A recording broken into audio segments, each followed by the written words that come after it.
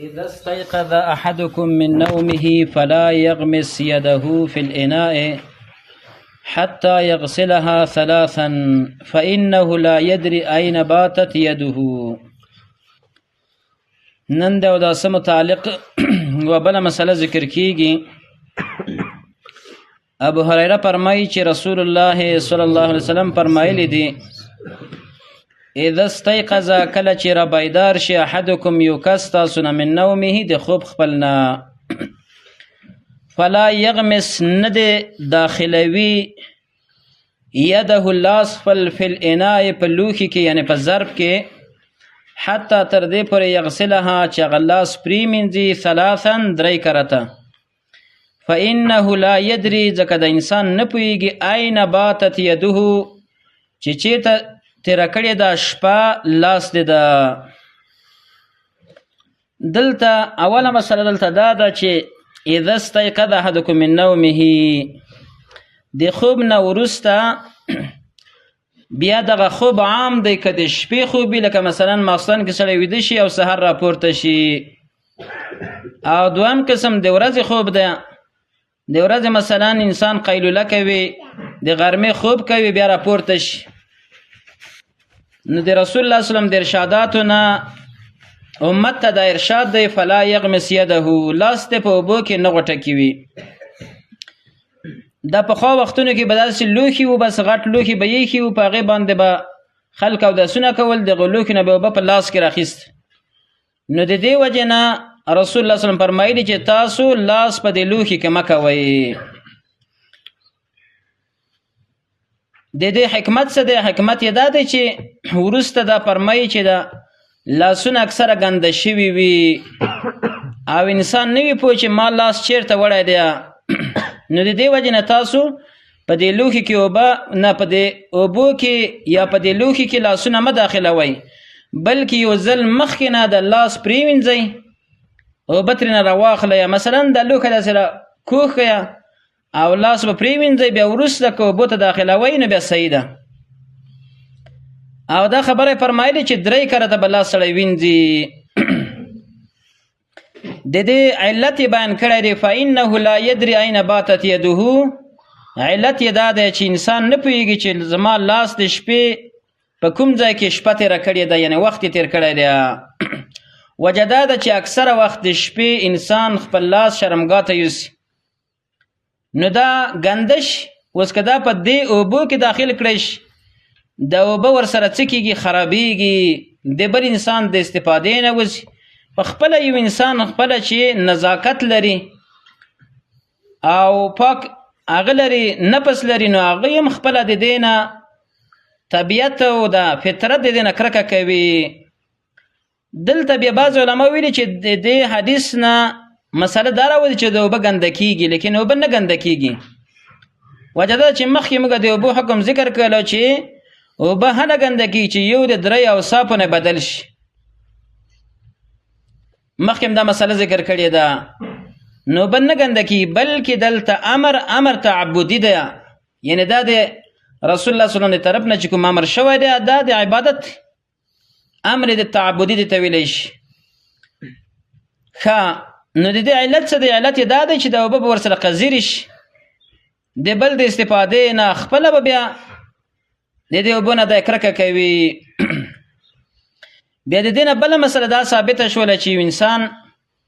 ته کله د رسول الله صلی الله علیه وسلم حدیث راورسېږي نو هغه منل پکار دي، په هغې کې خپله رای نه ور داخلول، ځکه ډېر کسان بیا د حدیثو په مقابل کې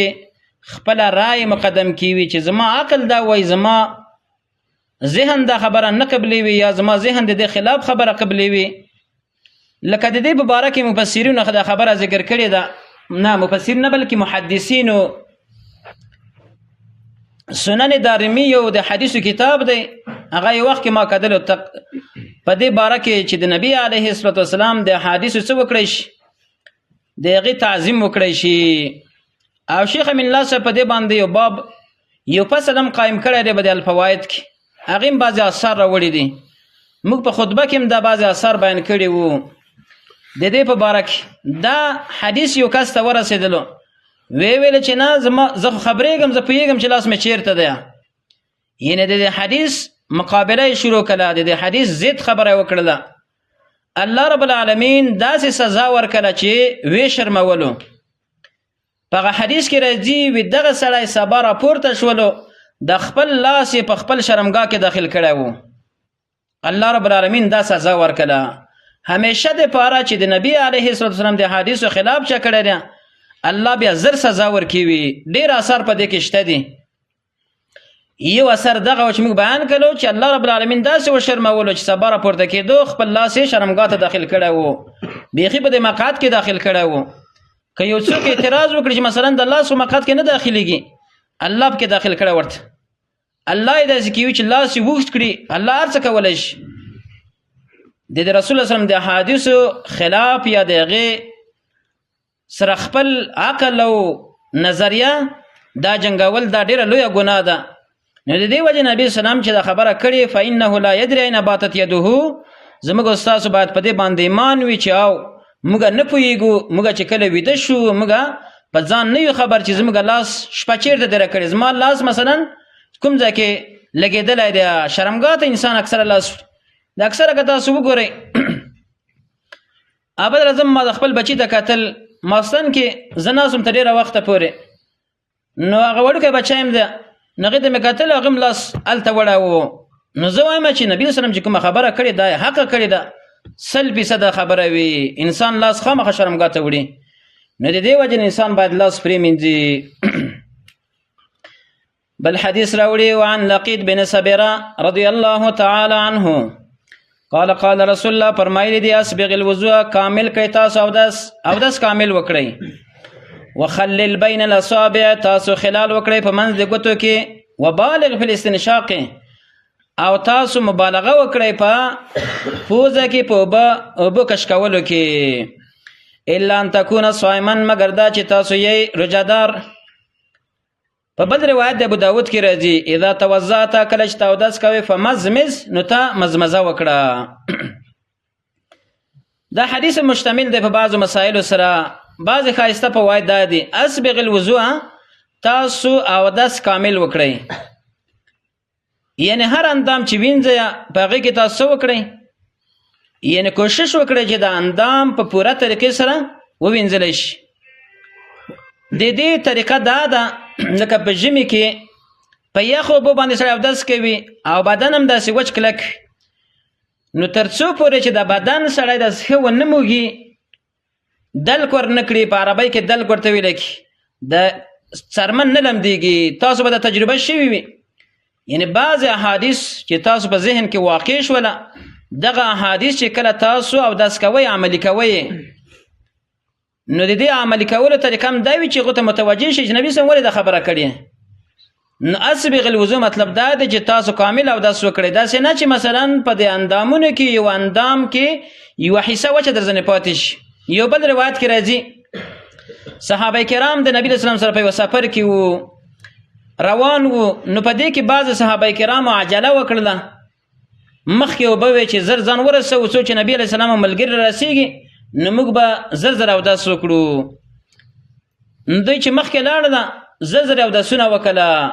چې نبي علیه السلام ورسېدلو د یو صحابي په دې پښه کې لږ غوندې وچوالی یې مونده کړو، ویې لیدلو چې پښه یې وچه پاتې شوې ده. نو نبي علیه السلام دا خبره وکړه چې کوم اندام یعنی کوم ځای چې وچ پاتې شوی دا به په اور کې وعید یې ورته بیان کړو. د وعید د دې په خاطر ده چې انسان باید کامل اودس وکړي. اکثره وخت د ماشومان کله اودس کوي د زر زر د یو د بل نه مخکې والی وکړي، نو چې دلته مسجد ته راشي د اکثره ماشومانو دغه پوندې یا پښې وچې پاتې شوي لږ له بعضې ځایونه، نو بعضې وخت کې موږ ورته متوجه شو، ورته ووایو چې دا پښه دې پوره نه ده وینځلې. نو د دې وجې نه موږ تاسو باید په اندامونو وینځلو کې کوشش وکړو چې پوره اندام پرې مینځلی شي. خو د پوره مینځلو دپاره طریقه څه ده؟ په طریقه دا ده، یو خو طریقه ده چې ګرمې اوبه سړی استعمال کړي نو بدن ښه ورسره لمدېږي. بله طریقه دا ده چې دا دلک ورسره وي، دلک وینځلو سره موښل وي. په موښلو سره د دې وجې نه په موښلو سره اندام ښه وینځلی کېږي، اوبه هر ځای ته رسېږي. او کله چې مثلا دلک او مخل نه وي ورسره نو ډیر کرته د انسان په اندامونو کې لږ غوندې ځای پوچ پاتې شي نو دا ګناه ده او داس ونه شي چې لمونځ نه کېږي نو وروسته مفسدات ور باندې بنا شي د دې لپاره نبی اسلام یوه طریقه بله ښودلې دغه دا ده چې وخلل بین الاصابع دا نبی اسلام ګویا چې د خپل مخکینی خبرې تشریح وکړه هغه تشریح ما وکړه دلته نبی اسلام خپله دا تشریح کړې ده چې وخلل بین الاصابع یعنی تاسو خلال وکړئ په مابین د ګوتو کې اوس مثلا د لاسونو ګوتې خو ماته دومره ښکاره کېږي چې په دې کې به انشاءالله ډېر هغه نه وي حرج به نه وي یعنې سختوالی اوبه رسیږي خو لیکن د پښو په ګوتو کې اکثره د پښې ګوتو کې په منځ کې وچ ځای نه پاتې کېږي نو د دې وجې نبي صلی فرمایي چې تاسو خلال وکړئ خلال ویلی کېږي ګوتې په ګوتو کې ورداخلول دې ته خلال ویلی کېږي داسې چې ګوتې په ګوتو کې ورداخلې کړی شي دغسې او داسې او دارنګه د پښو ګوتو په منځ کې باید خلال وشي نو دا یې طریقه شوله نو په دې طریقې سره به او د څه شي کامل شي اسبغ الوضوء بله خبر یې دا پسې کړې ده چې وبالغ فی الاستنشاق تاسو کوشش کوئ په چا کې په اوبو اچولو کې یا په اوبو کش کولو کې په پوزه کې په دې کې څه وکړئ په دې کې تاسو کوشش وکړئ د دې کوشش داسې یوه پایده ده چې ډېر ملګري زه داسې وینم بعضې مسلمانان ما داسې لیدلي دي چې هغوی اوبه اچوي په دې پوزې ته صرف د پوزې سر لمدې وي یعنې کش کې وینه په د پوزه کې دا به هم ډېر تاسو لیدلي وي او کم نه وي لیدلي آینده کې ورته متوجه شي نو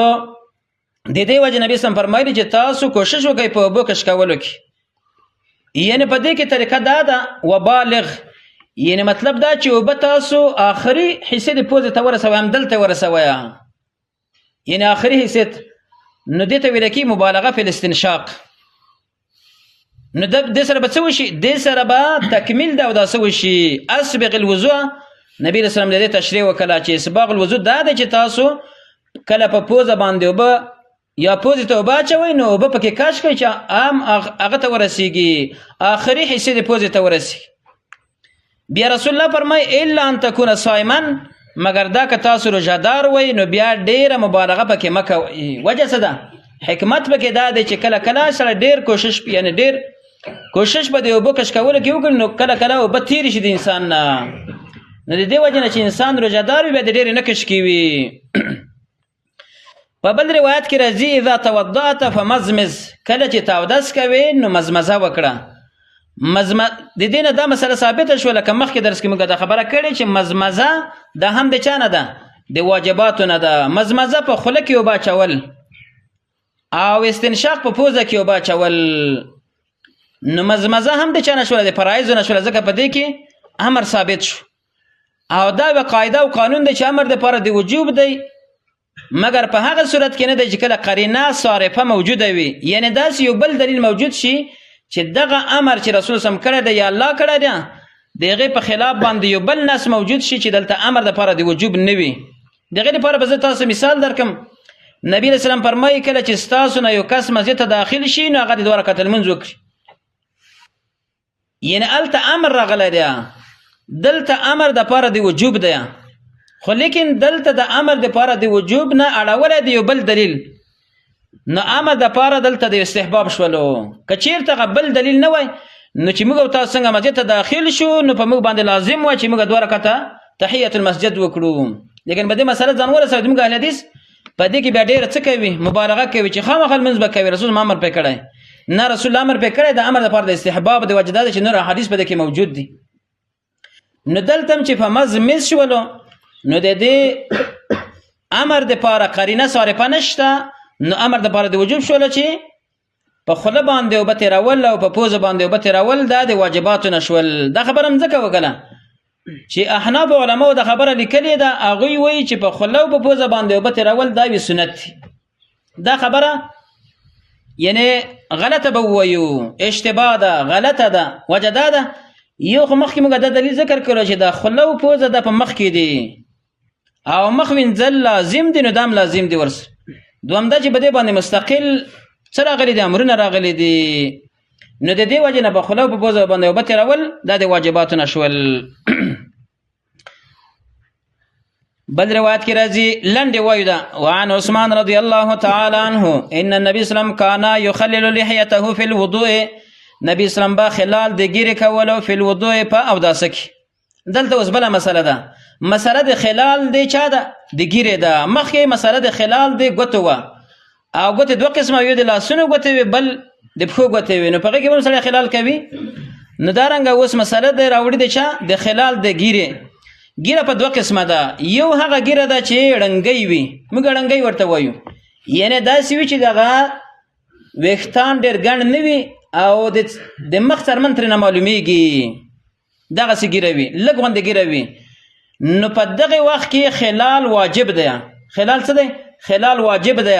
یعنې ګوتې به سړی په دې ګیره کې ور داخلي وي اوس مثلا زما ګیره ده دا د سړنګۍ ګیره ده نو په ما باندې واجب دی چې زه د دې خلال داسې وکړم چې د څرمن هم لمده کړم د پوستکي نو دغه خلال څه دی دا واجب دی دویم قسم هغه خلال دی چې ګیره ګڼه وي لکه د نبي علیه الصلاة والسلام مبارک په ګیره په باره کې راځي چې نبي سلام کث اللحیه ګیره یې ګڼه وه